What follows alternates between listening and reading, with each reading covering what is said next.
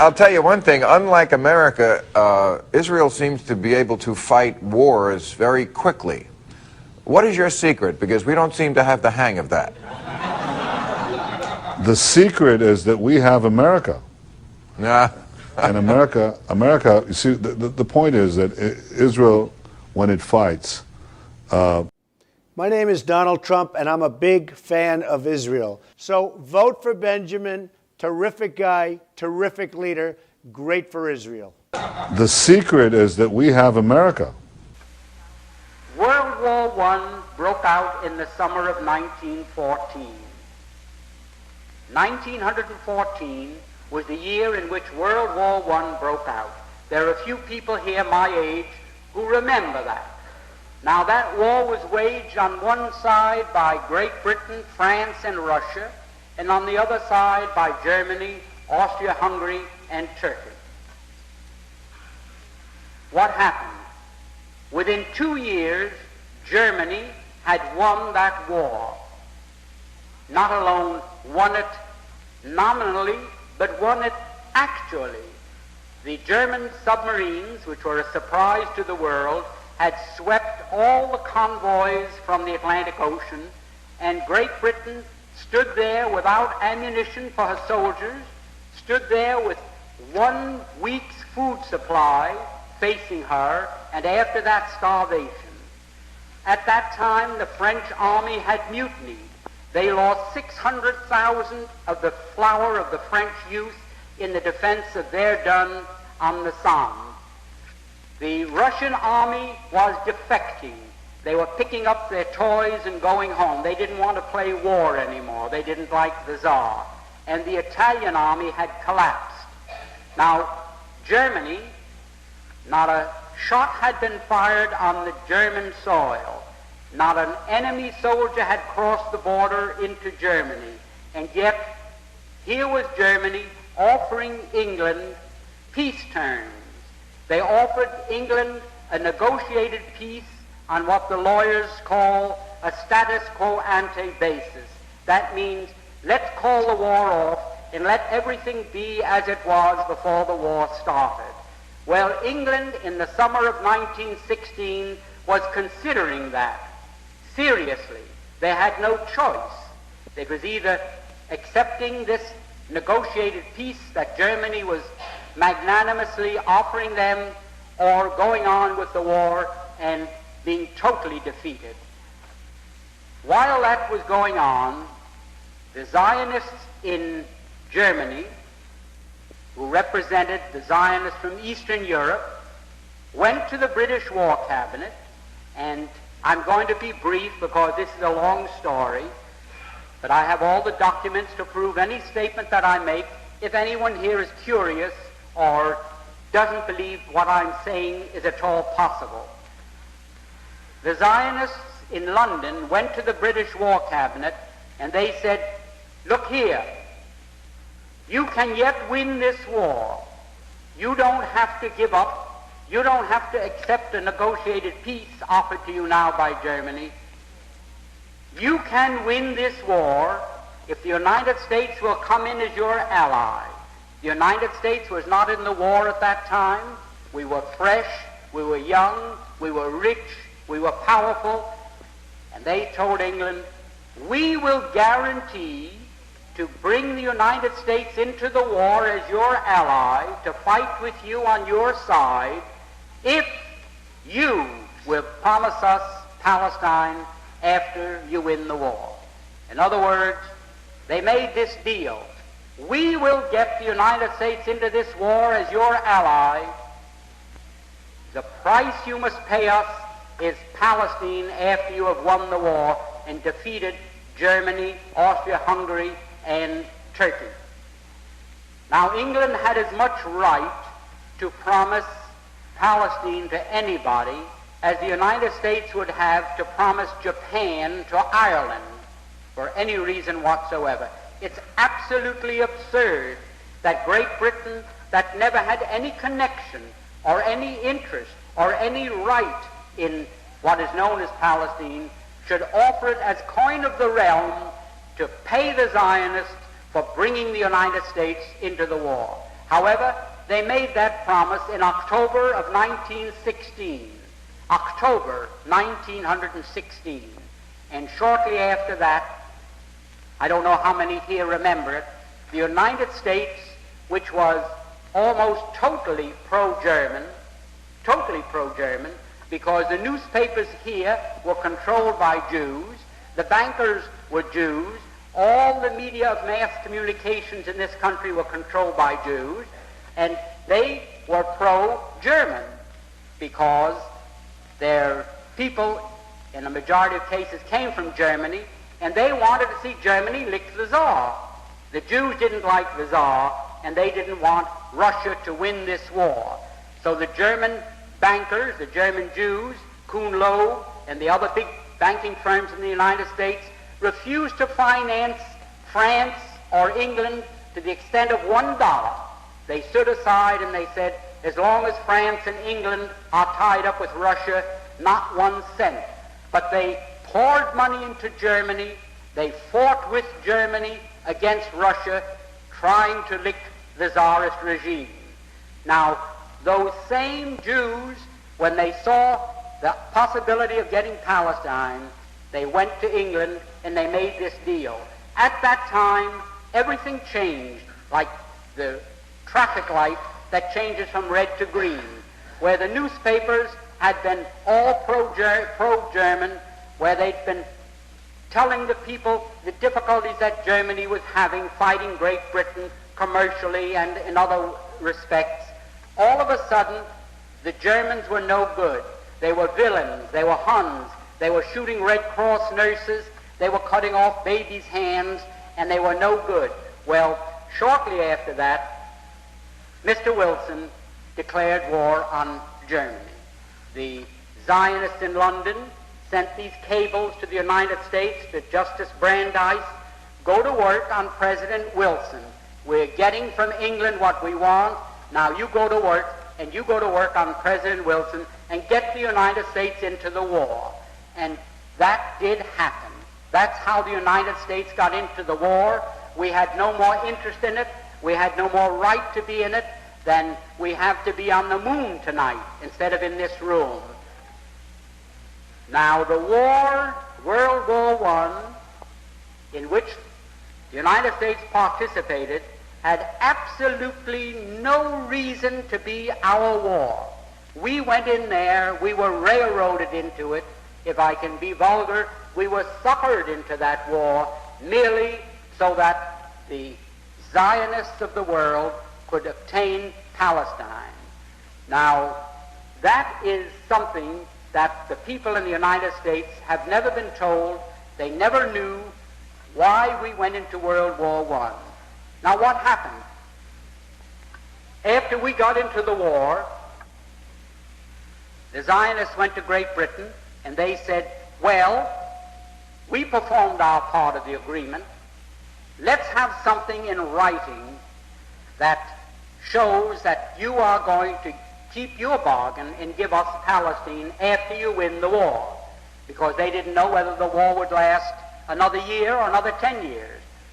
So they started to work out a receipt. The receipt took the form of a letter, and it was worded in very cryptic language so that the world at large wouldn't know what it was all about. And that was called the Balfour Declaration. The Balfour Declaration was merely Great Britain's promise to pay the Zionists what they had agreed upon as a consideration for getting the United States into the war. So this great Balfour Declaration that you hear so much about is just as phony as a $3 bill, and I don't think I can make it more emphatic than that. Now, that is where all the trouble started. The United States was in the war. The United States crushed Germany. We went in there, and it's history. You know what happened. Now, when the war was ended, and the Germans went to Paris, to the Paris Peace Conference in 1919, there were 117 Jews there as a delegation representing the Jews, headed by Bernard Baruch. I was there, I ought to know. Now what happened? The Jews at that peace conference, when they were cutting up Germany and parceling out Europe to all these nations that claimed a right to a certain part of European territory, the Jews said, how about Palestine for us? And they produced, for the first time, to the knowledge of Germans, this Balfour Declaration. So the Germans, for the first time, realized, oh, that was the game. That's why the United States came into the war. And the Germans, for the first time, realized that they were defeated. They suffered this terrific reparations that was slapped onto them because the Zionists wanted Palestine, and they were determined to get it at any cost. Now that brings us up to another very interesting point. When the Germans realized this, they naturally resented it. Up to that time, the Jews had never been better off in any country in the world than they had been in Germany. You had Mr. Rosenow there, who was maybe 100 times as important in industry and finance as Bernard Baruch in this country. You had Mr. Ballin, who owned the two big steamship lines, the North German Lloyd and the Hamburg American line, thank you. You had Mr. Bleichschroeder, who was the banker for the Hohenzollern family. You had the Warburgs in Hamburg, who were the big merchant bankers, the biggest in the world. The Jews were doing very well in Germany. No question about that. Now, the Germans felt, well, that was quite a sellout. It was a sellout that I can best compare. Suppose the United States was at war today with the Soviet Union, and we were winning, and we told the Soviet Union, well, let's quit. We offer you peace terms. Let's forget the whole thing.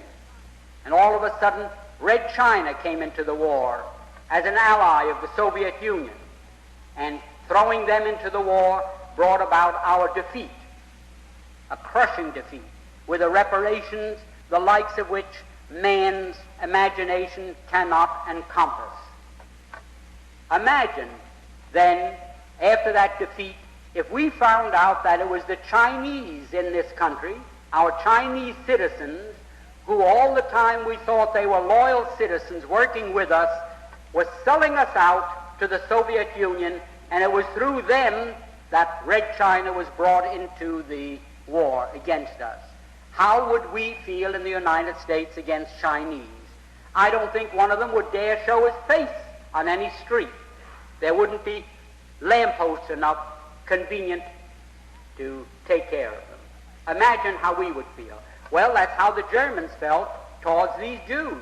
We've been so nice to them, and from 1905 on, when the first communist revolution in Russia failed and the Jews had to scramble out of Russia, they all went to Germany, and Germany gave them refuge, and they were treated very nicely. And here, they sold Germany down the river for no reason at all, other than they wanted Palestine as a so-called Jewish commonwealth. Now, Nahum, Sokolow, all the great leaders, the big names that you read about in connection with Zionism today, they, in 1919, 1920, 21, 22, and 23, they wrote in all their papers, and the press was filled with their statements, that the feeling against the Jews in Germany is due to the fact that they realized that this great defeat was brought about by our intercession and bringing the United States into the war against them. The Jews themselves admitted that. It wasn't that the Germans in 1919 discovered that a glass of Jewish blood tasted better than Coca-Cola or Münchner beer. There was no religious feeling. There was no sentiment against those people merely on account of their religious belief. It was all political. It was economic. It was anything but religious. Nobody cared in Germany whether a Jew went home and pulled down the shades and said Shema Yisrael or Our Father. No one cared in Germany any more than they do in the United States. Now, this feeling that developed later in Germany was due to one thing, that the Germans held the Jews responsible for their crushing defeat for no reason at all, because World War I was started against Germany for no reason for which they were responsible. They were guilty of nothing, only of being successful. They built up a big navy. They built up world trade. You must remember, Germany, at the time of Napoleon, at the time of the French Revolution, what was the German Reich consisted of 300 small city-states, principalities, dukedoms, and so forth. 300 little separate political entities. And between that time, between the period between Napoleon and Bismarck, they were consolidated into one state. And within 50 years after that time, they became one of the world's great powers. Their navy was rivaling Great Britain's. They were doing business all over the world. They could undersell anybody and make better products. And what happened? What happened as a result of that? There was a conspiracy between England, France, and Russia that we must slap down Germany, because there isn't one historian in the world that can find a valid reason why those three countries decided to wipe Germany off the map politically. Now, what happened after that? When Germany realized that the Jews were responsible for her defeat, they naturally resented it. But not a hair on the head of any Jew was harmed. Not a single hair. Professor Tanzel of Georgetown University, who had access to all the secret papers of the State Department, wrote in his book and quoted from a State Department document written by Hugo Schoenfeld, a Jew who Cordell Hull sent to Europe in 1933 to investigate the so-called camps of political prisoners. And he wrote back that he found them in very fine condition. They were in excellent shape. Everybody treated well, and they were filled with communists. Well, a lot of them were Jews, because the Jews happened to be maybe 98% of the communists in Europe at that time. And there were some priests there, and ministers, labor leaders, Masons, and others who had international affiliations. Now, the Jews sort of tried to keep the lid on this fact. They didn't want the world to really understand that they had sold out Germany and that the Germans resented that. So they did take appropriate action against them. They, shall I say, discriminated against them wherever they could. They shunned them, the same as we would the Chinese or the Negroes or the Catholics or anyone in this country that sold us out to an enemy and brought about our defeat. Now, after a while, the Jews of the world didn't know what to do. So they called a meeting in Amsterdam. Jews from every country in the world attended in July 1933. And they said to Germany, you fire Hitler and you put every Jew back into his former position, whether he was a communist, no matter what he was. You can't treat us that way. And we, the Jews of the world, are calling upon you and serving this ultimatum upon you. Well, the Germans told them, you can imagine. So what did they do? They broke up. And Samuel Untermeyer, if the name means anything to people here, you want to ask the question? There were no communists in Germany at that time. They were called social democrats. Well, I don't want to go by what they were called. We're now using English words and what they were called in Germany is not very material, but they were communists because in 1917, the communists took over Germany for a few days. Rosa Luxemburg and Karl Liebknecht and a group of Jews in Germany took over the government for 3 days. In fact, when the Kaiser ended the war, he fled to Holland because he thought the communists were going to take over Germany as they did Russia, and that he was going to meet the same fate that the Tsar did in Russia. So he left and went to Holland for safety and for security. Now, at that time, when the communist threat in Germany was quashed, it was quiet, the Jews were working still, trying to get back into their former status, and the Germans fought them in every way they could without hurting a hair on anyone's head. The same as one group, the prohibitionists, fought the people who were interested in liquor, and they didn't fight one another with pistols. They did it every way they could. Well, that's the way they were fighting the Jews in Germany. And at that time, mind you, there were 80 to 90 million Germans, and there were only 460,000 Jews. Less than 1/2% of the population of Germany were Jews. And yet they controlled all the press, they controlled most of the economy, because they had come in and with cheap money, you know the way the mark was devalued, they bought up practically everything. Well, in 1933, when Germany refused to surrender, mind you, to the World Conference of Jews in Amsterdam, they broke up, and Mr. Untermeyer came back to the United States, who was the head of the American delegation and the president of the whole conference, and he went from the steamer to ABC and made a radio broadcast throughout the United States in which he said, "The Jews of the world now declare a holy war against Germany. We are now engaged in a sacred conflict against the Germans, and we are going to starve them into surrender. We are going to use a worldwide boycott against them that will destroy them because they are dependent upon their export business."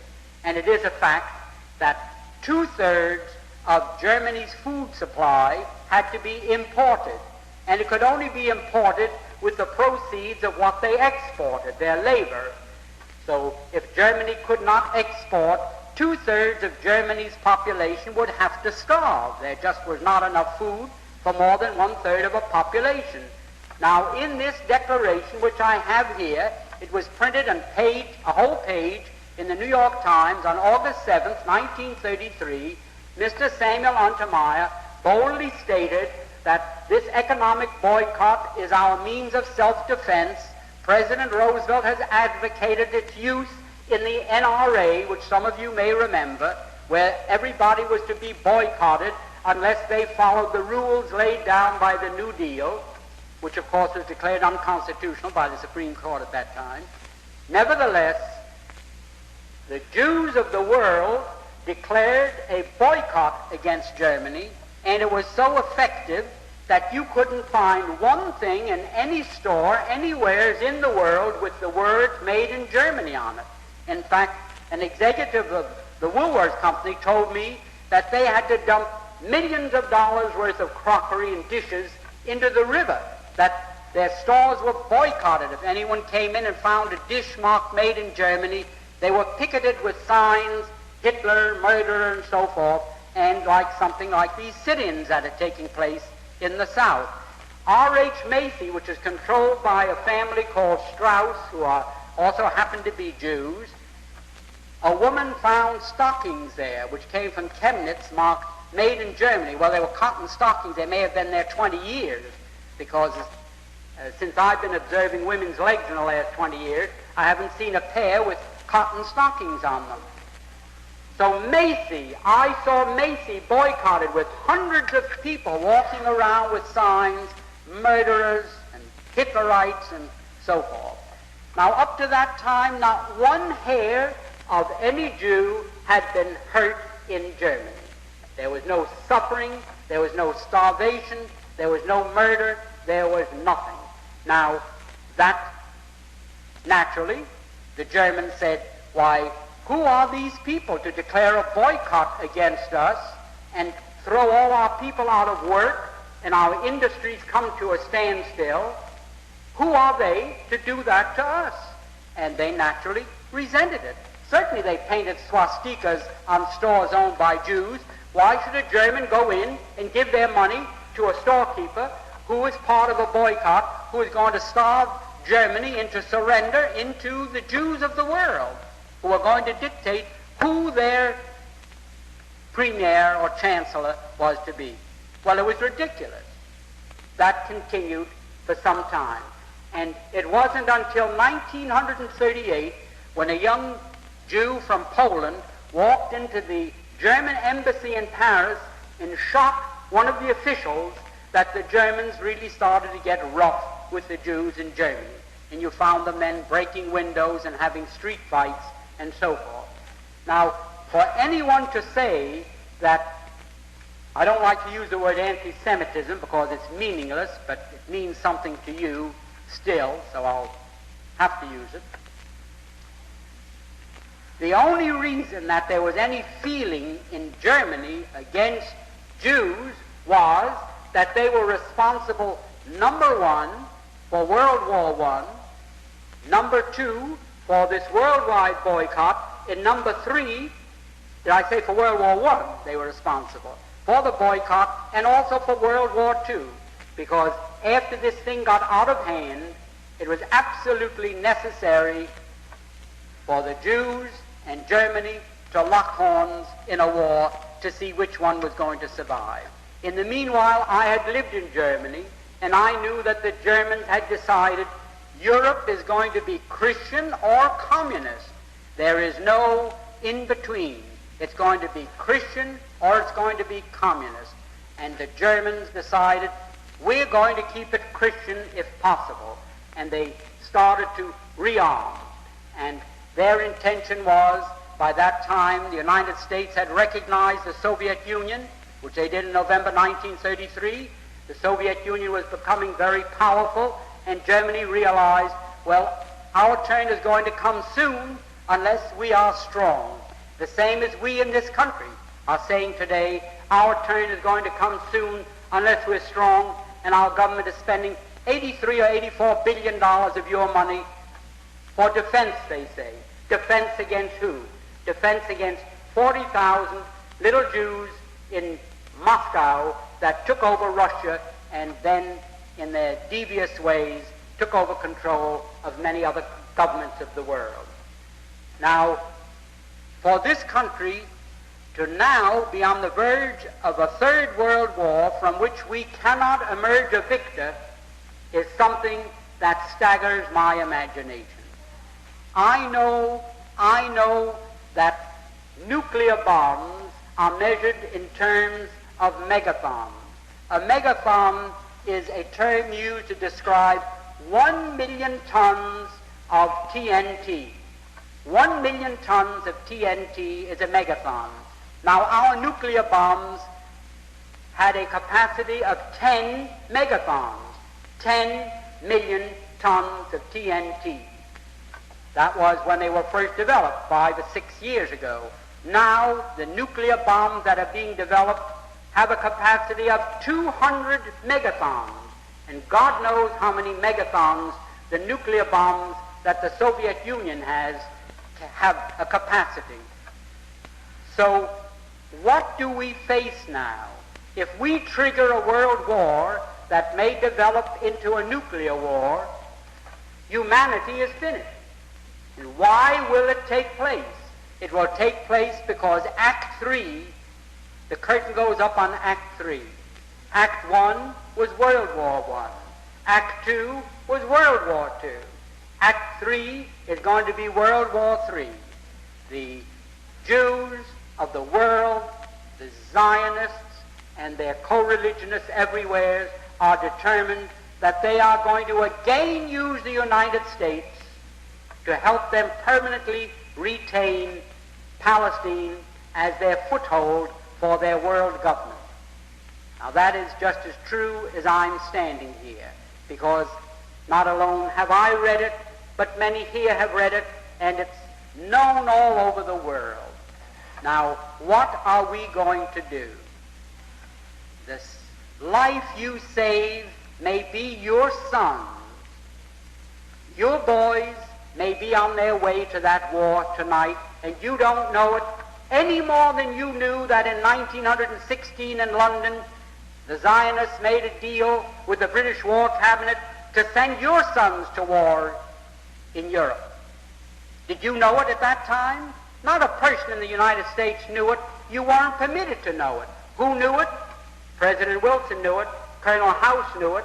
Others knew it. Did I know it? I had a pretty good idea of what was going on. I was liaison to Henry Morgenthau Sr. in the 1912 campaign when President Wilson was elected. And there was talk around the office there. I was confidential man to Henry Morgenthau Sr., who was chairman of the Finance Committee, and I was liaison between him and Rollo Wells, the treasurer.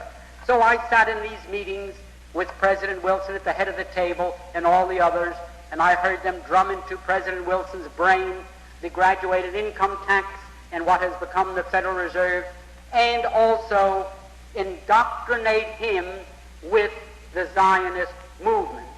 And Justice Brandeis and President Wilson were just as close as the two fingers on this hand, and President Woodrow Wilson was just as incompetent when it came to determining what was going on as a newborn baby. And that's how they got us into World War I, why we all slept. Now at this moment, they may be planning this World War III, in which we don't stand a chance, even if they don't use nuclear bombs. How can the United States, about 5% of the world, go out and fight 80 to 90% of the world on their home ground? How can we do it? Send our boys over there to be slaughtered for what? So the Jews can have Palestine as their commonwealth? They've fooled you so much that you don't know whether you're coming or going. Now, any judge, when he charges a jury, says, gentlemen, any witness that you find has told a single lie, you can disregard all his testimony.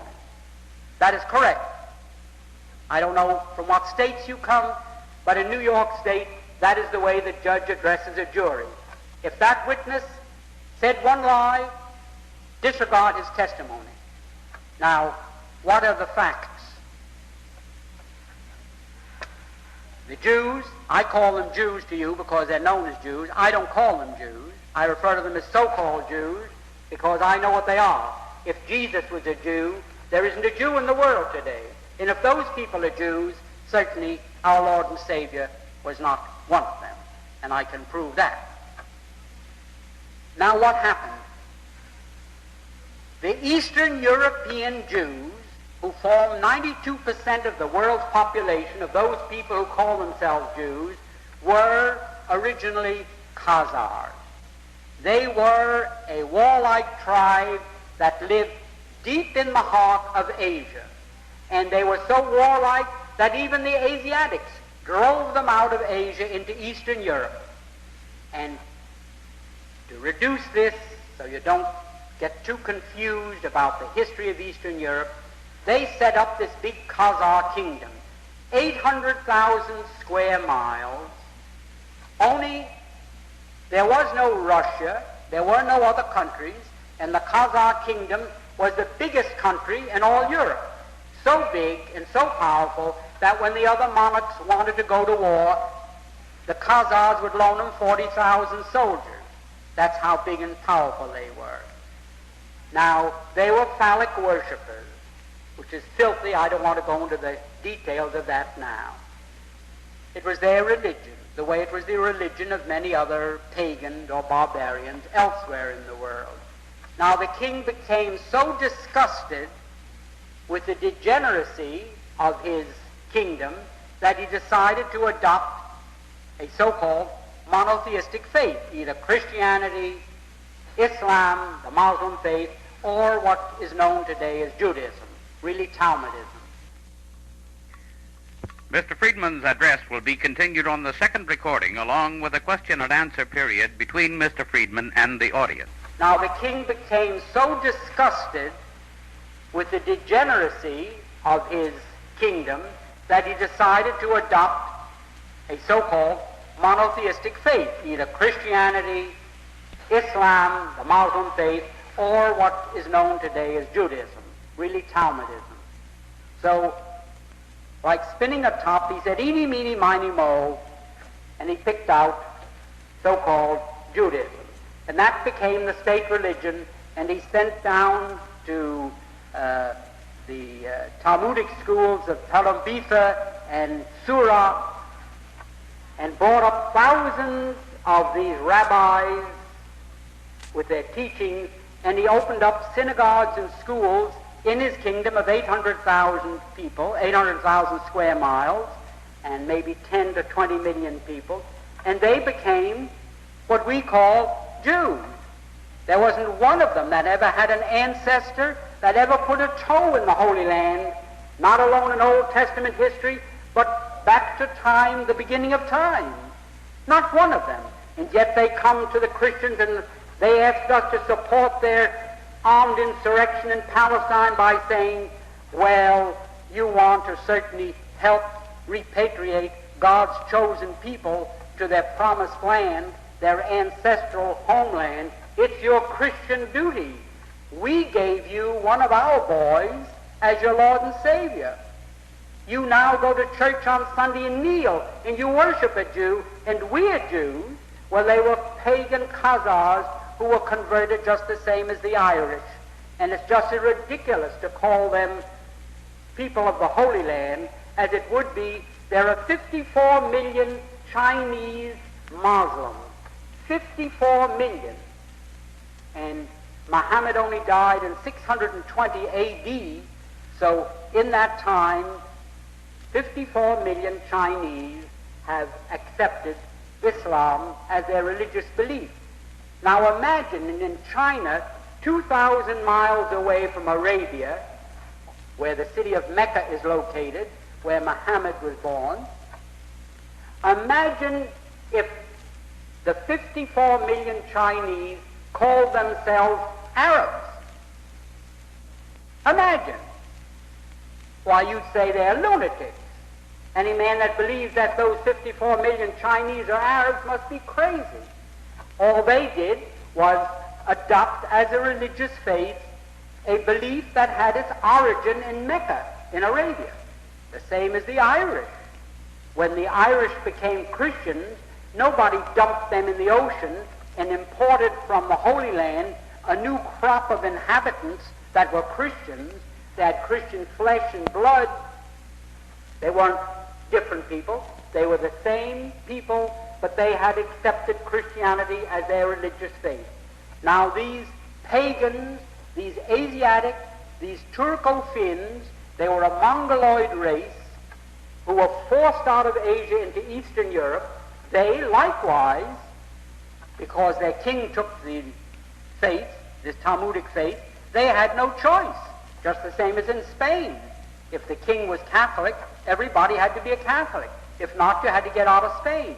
So everybody, they lived on the land just like the trees in the bushes. A human being belonged to the land under that feudal system. So they all became what we call today Jews. Now imagine how silly it was for the Christians, for the great Christian countries of the world to say, we're going to use our power, our prestige, to help repatriate God's chosen people to their ancestral homeland, their promised land. Now, could there be a bigger lie than that? Could there be a bigger lie than that? And because they control the newspapers, the magazines, the radio, the television, the book publishing business, they have the ministers in the pulpits, they have the politicians on the soapboxes talking the same language, so naturally you'd believe black is white if you heard it often enough, you wouldn't call black black anymore. You'd start to call black white, and nobody could blame you. Now, that is one of the great lies. That is the foundation of all the misery that has befallen the world. Because after two wars fought in Europe, World War I and World War II, if it wasn't possible for them to live in peace and harmony with the people in Europe, like their brethren are living in the United States, what were the two wars fought for? Did they have to, like you flush the toilet because they couldn't get along? Did they have to say, well, we're going back to our homeland and you Christians help us? I can't understand yet how the Christians in Europe could have been that dumb, because every theologian, every history teacher knew the things that I'm telling you, but they naturally bribed them, shut them up with money, stuffed their mouth with money, and now I don't care whether you know all this or not. It doesn't make any difference to me whether you know all these facts or not, but it does make a big difference to me. I've got in my family boys that will have to be in the next war, and I don't want them to go and fight and die like they died in Korea, like they died in Japan, like they died all over the world. For what? To help crooks hold on to what they stole from innocent people who had been in peaceful possession of that land, those farms, those homes, for hundreds and maybe thousands of years? Is that why the United States must go to war? Because the Democratic Party wants New York State, the electoral votes, Illinois, the electoral votes, in Pennsylvania, the electoral votes, which are controlled by the Zionists and their co-religionists, the balance of power. In New York City, there are 400,000 members of the Liberal Party, all Zionists and their co-religionists, and New York State went for Kennedy by 400,000 votes. Now, I don't blame Mr. Kennedy. I'm fond of Mr. Kennedy. I think he's a great man. I think he can really pull us out of this trouble if we get the facts to him. And I believe he knows a great deal more than his appointments indicate he knows. He's playing with the enemy. Like when you go fishing, you've got to play with the fish. Let him out and pull him in, and let him out and pull him in. But knowing Mr. Kennedy's father and how well informed he is on this whole subject and how close Kennedy is to his father, I don't think Mr. Kennedy is totally in the dark. But I do think that it is the duty of every mother, every loyal Christian, every person that regards the defense of this country as a sacred right, that they communicate not with their congressman, not with their senator, but with President Kennedy, and tell him, I do not think that you should send my boy or our boys wearing the uniform of the United States of America and under the flag that you see here, our red, white, and blue, to fight there to help keep in the hands of thieves that which they have stolen. I think everyone should not alone write once, but keep writing and get your friends to write. Now, I could go on endlessly and tell you these things to support what I have just asked you to do, but I don't think it's necessary to do that. You're above the average group in intelligence, and I don't think it's necessary to impress this anymore. But I want to tell you one more thing. You talk about, oh, the Jews. Why the Jews? Christianity. Why we got Christianity from the Jews.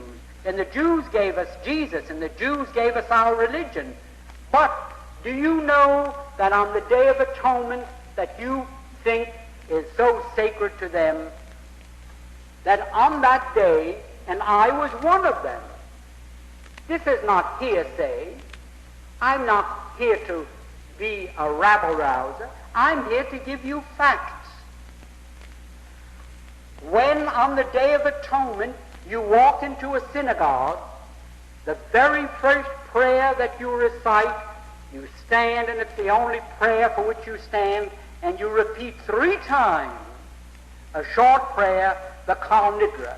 You enter into an agreement with God Almighty that any oath, vow, or pledge that you may make during the next 12 months, any oath, vow, or pledge that you may take during the next 12 months shall be null and void.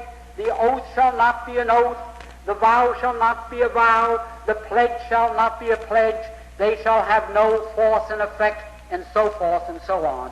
And further than that, the Talmud teaches, don't forget, whenever you take an oath, vow, and pledge, remember the Kal Nidra prayer that you recited on the Day of Atonement, and that exempts you from fulfilling that. How much can you depend upon their loyalty? You can depend upon their loyalty as much as the Germans depended upon it in 1916. And we're going to suffer the same fate that Germany suffered, and for the same reason. You can't depend upon something as insecure as the leadership that is not obliged to respect an oath, vow, or pledge. Now, I could go on and recite many other things to you, but I would have a little respect for your time, and you want to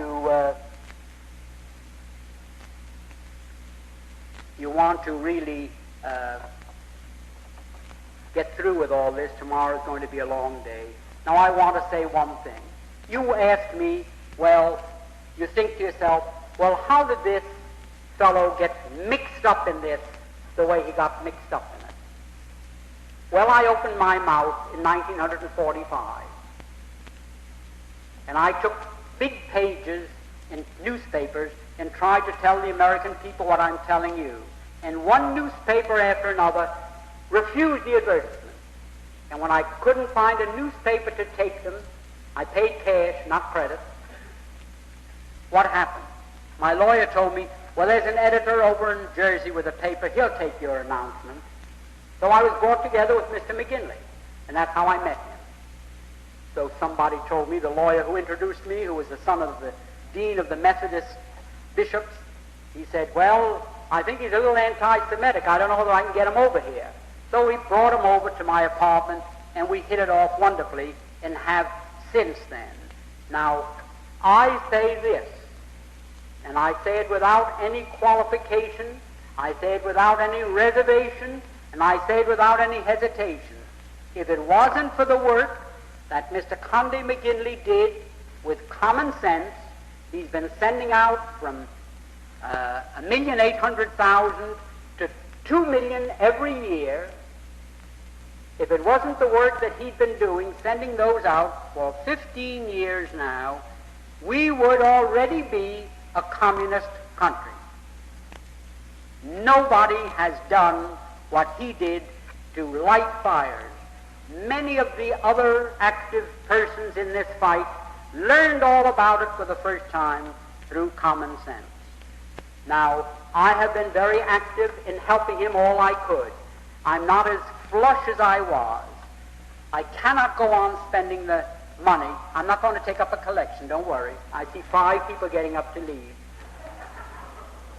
I haven't got the money that I used to spend. I used to print 250,000 of them out of my own pocket and send them out. Mr. McGinley, when I first met him, had maybe 5,000 printed and circulated them locally. So I said, with what you know and what I know, we can really do a good job. So I started printing in outside shops and big newspaper companies 250,000 and paid for them. Well, there's always a bottom to the barrel. I suppose we've all reached that time. Well, I'm not so poor that I can't live without working, and that's what worries the Anti-Defamation League. I can just get by without going and asking for a job or getting on the bread line. But Mr. McGinley is working, he's sick in bed, and he's going at this stronger than ever. And all I want to say is that they want to close up common sense more than any other single thing in the whole world as a death blow to the fight Christians are making to survive. So I want to just tell you this. All they do is circulate rumors. Mr. Benjamin H. Freedman, the wealthy backer of common sense.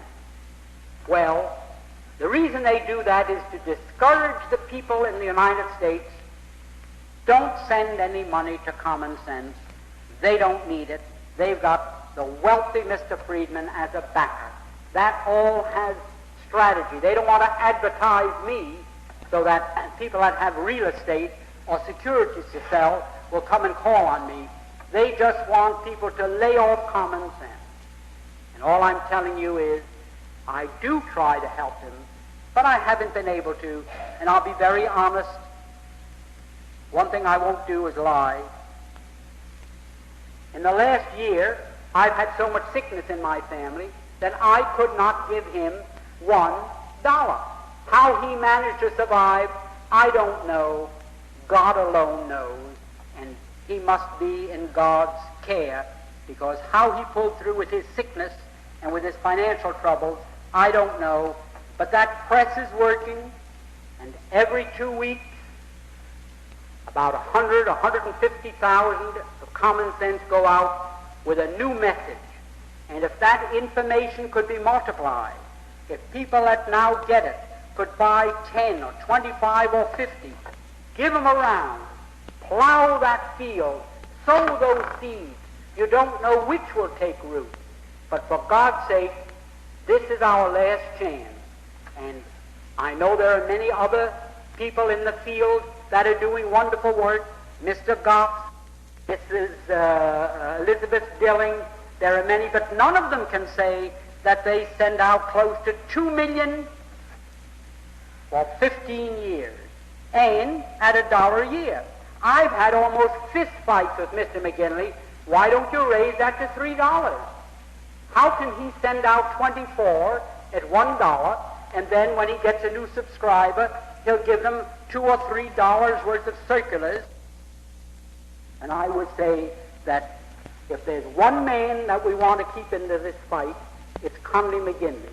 And rather than buy lipstick or cigarettes or whiskey, rather than bet on racehorses, go out and pay, I don't know what you call it to play golf.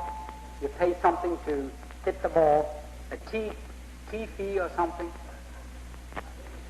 A green fee, thanks. I never played golf yet. I got a ball, so I chase after one. So anyhow, I'm telling you, if you want to make a sacrifice, if you want to make last year's slip do again, if you want to alter a dress to make it do again this year, if men, instead of going out and seeing a new necktie, you forego that necktie, keep poor Mr. McGinley, number one, alive. He's on his, maybe his deathbed. Nobody knows. He's very, very sick. Very sick. And number two, keep him in this fight. There is somebody here identified with that operation, so I wouldn't dare tell an untruth. I respect that person's confidence in me, but every day they owe more and more money to their creditors, and the time is going to come when they will be shut down, because there is no such animal as a wealthy Mr. Freedman to pick up the checks for them. That day is gone.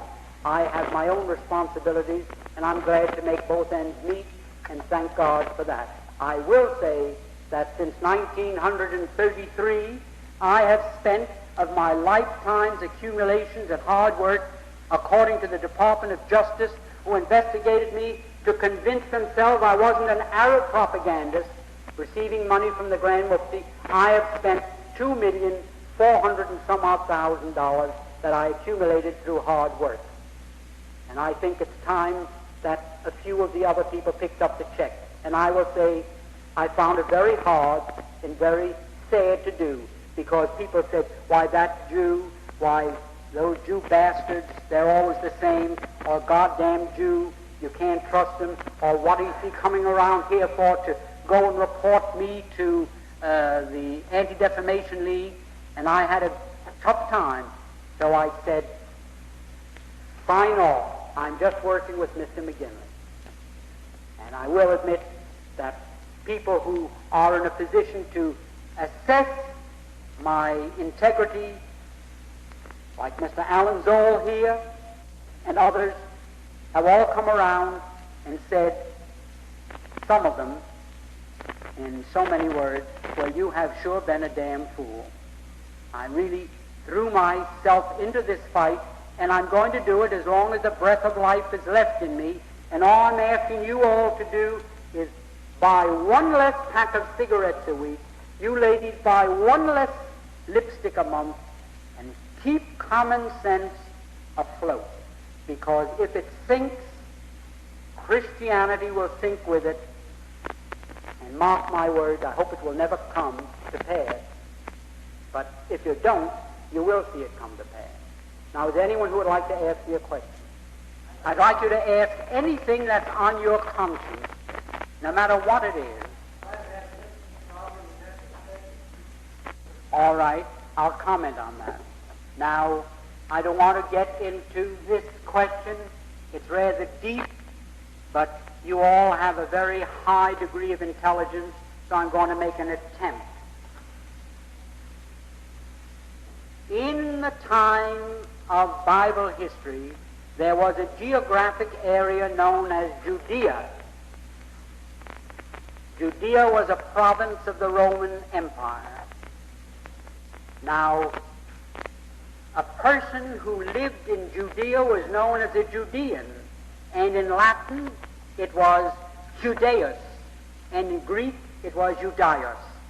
Those are the two words, Greek and Latin, for a Judean.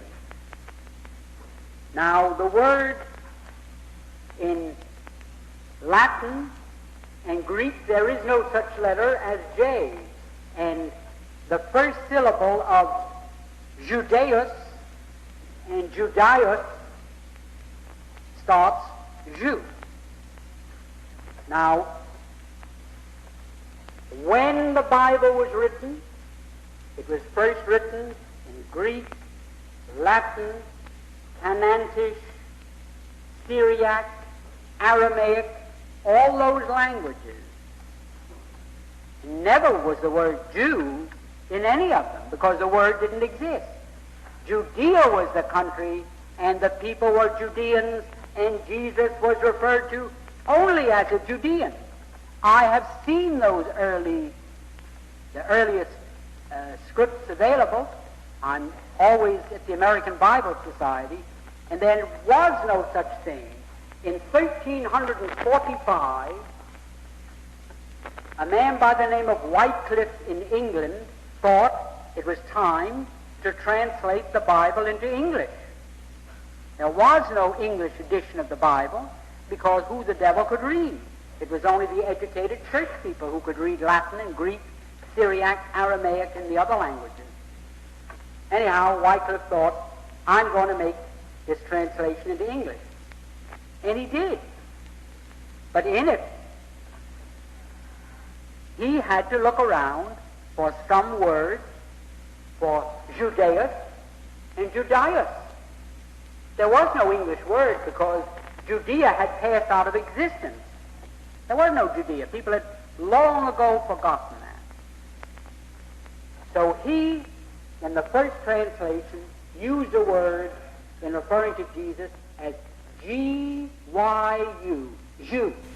The first translation of the Bible, of the Scriptures into English, Jesus was referred to as G-Y-U, Jew. There was no printing press.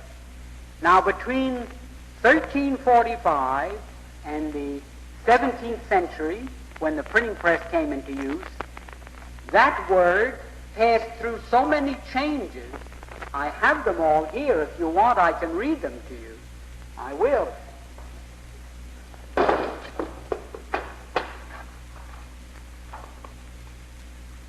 That word, Jew, which was in the Wycliffe Bible, became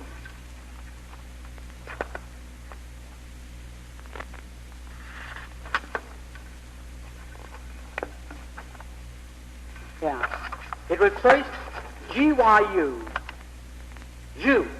then G-I-U, Jew, then I-U, Jew, because the I in Latin is pronounced like the J, like Julius Caesar is I-U-L. There is no J in Latin. Then I-U-W, Jew. Then I-E-U-U. Then I-E-U-I, Jewy. Then I-W-E. Then I-O-W. Then I-E-W-E, all in Bibles as time went on. Then I-E-U-E, then I-U-E, then I-V-E, and then I-E-W, and finally, in the 18th century, J-E-W, Jew. All the corrupt and contracted form for Judaeus and Judaeus in Latin. Now, there was no such thing as Jew, and any theologian, I've lectured in maybe 20 of the most prominent theological seminaries in this country, and 2 in Europe, there was no such word as Jew. There only was Judea, and Jesus was a Judean. And the first English use of a word in an English Bible to describe him was G-Y-U, Jew, a contracted and shortened form of Judaeus. Just the same as we call a lab for laboratory, and we call a pram for a perambulator, and gas for gasoline. There's a tendency to shorten up. So who in England knew if you put out in spelling Judaeus or Judaeus, the English, there were no public schools, people didn't know how to read it, they wouldn't know what it was. It looked like a scrambled alphabet. So they made a short word out of it. Like in England, they call a public house, which is a bar in our country, a pub. Easy to remember and simple. Now, for a theologian to say that you can't harm the Jews is just ridiculous, because I'd like to know where in the Scriptures it says that. I'd like to know the text. But now they say in Germany, look at what happened to Germany for touching the Jews. What would you, as a citizen of the United States, do to people that did to you what the so-called Jews, the Polacks and Litvaks and Galicianers, they weren't Jews, as I just explained to you. They were Eastern Europeans who'd been converted to Talmudism. There was no such thing as Judaism. Judaism was a name given in recent years to this religion known in Bible history as Torah Piava. No Jew or no educated person ever heard of Judaism. It didn't exist. They pulled it out of the air, a meaningless word, just like anti-Semitic. The Arabs are the Semites, and the Christians go around talking about people who don't like Jews as anti-Semites, and they call all the Arabs anti-Semites, the only Semites in the world of the Arabs. There isn't one Jew who's a Semite. They're all Turco-Finn Mongoloids, the Eastern European Jews. So they brainwash the public, and if you will invite me to meet this reverend who told you these things, I'll convince him, and it'll be one step in the right direction, and I'll go wherever I have to go to meet him. Yes, ma'am. Well, I can answer that. First of all, your first premise is wrong. Your first premise is wrong. That all the Jews are loyal to each other. Because the Eastern European Jews outnumber all the rest by so many that they create the impression that they are the Jewish race, that they are the Jewish nation, that they are the Jewish people, and the Christians swallow it like a cream puff. But in 1844, the German rabbis called a conference of rabbis from all over the world for the purpose of abolishing the Kal Nidra from the Day of Atonement religious ceremony. And they called in all these rabbis. And in Brunswick, Germany, where that was held in 1844, there was almost a terrific riot, a civil war. Why, the Eastern Europeans said, what the hell, we should give up Kal Nidra? that gives us our grip on our people. We give them a franchise so that they can tell the Christians, go to hell, we'll make any deal you want, but they don't have to carry it out. That gives us our grip on our people. So they're not so united, and if you knew the feeling that exists, now I'll also show you from an official document by the man responsible for, we baptized this day, that here is a paper that we obtained from the archives of the Zionist organization in New York City, and in it is the manuscript by Sir James A. Malcolm, who, on behalf of the British cabinet, negotiated the deal with the Zionists. And in here he says that all the Jews in England were against it.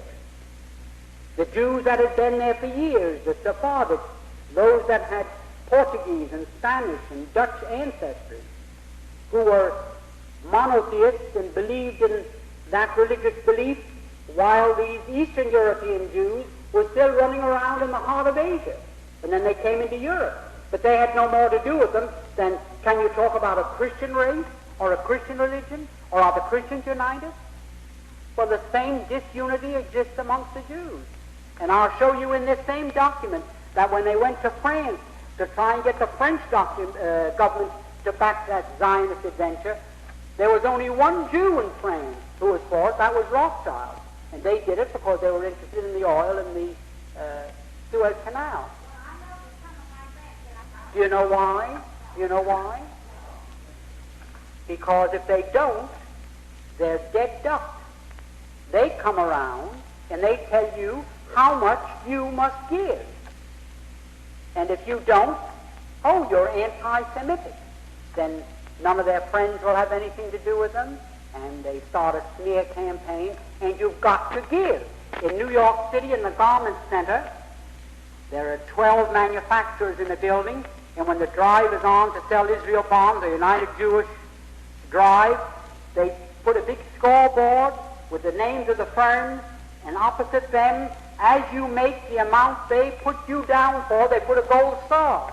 And the buyers are told, when you come into that building to call on someone and they haven't got a gold star, go up and tell them you won't buy from them until they have a gold star. Blackmail. I don't know what else you can call it. Then what do they do? They tell you it's for humanitarian purposes, and they've sent maybe $8 billion to Israel, tax exempt, tax deductible. So if they hadn't sent that $8 billion to Israel, $7 billion of it would have gone into the United States Treasury as income tax. So what happened? That $7 billion deficit, that air pocket, the dumb Christians have to make up. They put a bigger tax on gas or bread or corporation tax. Somebody has to pay the housekeeping expenses for the government. So why do you let these people spend their money over there to buy guns, to drive people out of their ancient homeland, and you say, oh, well, the poor Jews, they have no place to go, and they're persecuted all their life. They've never been persecuted for religion. And I wish I had 2 rows of rabbis here to challenge me. Never once in all history have they been persecuted for their religion. You know why the Jews were driven out of England? You know they were. In Edward I in 1285, and they never came back until the Cromwell Revolution, which was financed by the Rothschilds. For 400 years there wasn't a Jew. But you know why they were driven out of? Because in the Christian faith and the Muslim faith, it's a sin to charge rent for the use of money. In other words, what we call interest is a sin. So the Jews had a monopoly in England, and they charged so much interest, and when the lords and dukes couldn't pay, they foreclosed. And they were creating so much trouble that the King of England finally made himself their partner, because when they came to foreclose, some of these dukes bumped off the Jews, the moneylenders. So the king finally said, and this is all in history, Look up Hyamson or Roth, The History of the Jews in England. 2 books you can find in your library. That when the king found out what this trouble was all about, and he found out how much money they were making, he declared himself a 50% partner of the moneylenders, Edward I. And for many years, 1/3 of the revenue of the British Treasury came from the 50% interest in money lending by the Jews. But it got worse and worse, so much worse, that they kept up this idea of bumping off the money lenders. And then the King of England said, well, I declare myself the heir of all the money lenders. If they're bumped off, you got to pay me, I'm his sole heir. So that made so much trouble because the king had to go out and collect it with an army that he told the Jews, get the hell out of here. And he gave every Jew, there were 15,000 of them, they had to get out, and they went across to Ireland. And that's how Ireland got into the United Kingdom. When King Edward found out what they were doing, he said, well, if anybody takes that nice island over there, I'm going to take it for myself. And he sent Robert Southguard with a mercenary army and conquered Ireland. So show me one time there is no case in all history that I know about where a Jew was persecuted in any country because he went home and put on those things, the Tallis and Trillim, and said Shema Yisrael, instead of going into a church and saying Our Father in heaven. Not one. It's always their impact on the political, social, or economic customs and traditions of the community in which they settle. Now, somebody back there wants to answer. Yes, sir. I have in my hand ready. Well, they say most of those things themselves. It was unnecessary for Benjamin Franklin to say it. Most of those things they say themselves. But now let me tell you, Benjamin Franklin observed and by hearsay understood what was happening in Europe. When Russia in 920 was formed and gradually surrounded the Khazar kingdom and then absorbed them, most of the well-to-do Khazars fled to Western Europe and brought with them the very things to which you object and I object and a lot of other people object. The customs, the habits, the instincts with which they were endowed. Now, Benjamin Franklin referred to them as Jews because that's the name that they went by. That's the name that they took. And the Christians, when they first heard that these people that were fleeing from Russia, who they were, that they had practiced this Talmudic faith, the Christians in Western Europe said, they must be the remnants of the lost 10 tribes. And Mr. Gretz, the greatest historian amongst the Jews, says that. And he's probably as good an authority on that subject as there is. So that when Benjamin Franklin came to Europe, in let's say the 18th century, he already saw the result of what these people had done after they left their homeland. And every word of it is gospel. Every word of it. And they themselves say it. I can give you a half a dozen books that they've written in which they say that. That when they have money, they become tyrants, and when they become defeated, they become ruthless. They state it. They're only barbarians. They're the descendants of Asiatic Mongols, and they will do anything to accomplish their purpose. What right did they have to do? What right did they have to take over Russia the way they did? The Tsar had abdicated 10 months before that, or 9 months before that. There was no need for them. They were going to have a constitutional monarchy, but they didn't want that. And so when the constitutional monarchy was to assemble in November, they mowed them all down and established the Soviet Union. There was no need for that, but they thought now is the time. And if you will look in the Encyclopedia Britannica under the word Bolshevism, you will find the 5 laws there that Lenin puts down for a successful revolution. And one of them is Wait for the right time, and then give them everything you've got. It would pay you to read that. You'd also find that Mr. Harold Lasky, who wrote the article for the Encyclopedia Britannica, states that the Jews conceived and created and cultivated the communist movement, and that their energy made them the spearhead of the movement. Harold Lasky wrote it, and no one knew more about communism than he. And the Encyclopedia Britannica for 25 years has been printing it. What more do you want? Anybody else?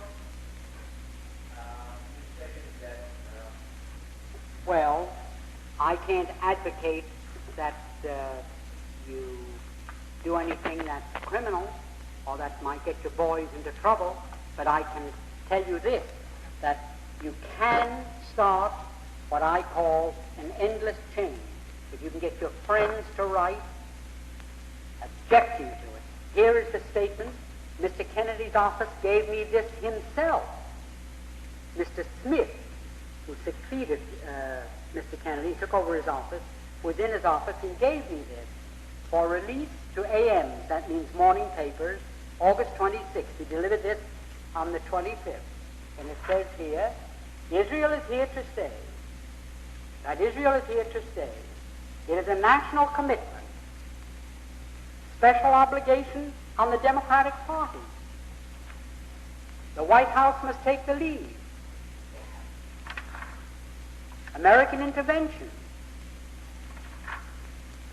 We will act promptly and decisively against any nation in the Middle East which attacks its neighbor. I propose that we make clear to both Israel and the Arab states our guarantee that we will act with whatever force and speed are necessary to halt any aggression by any nation.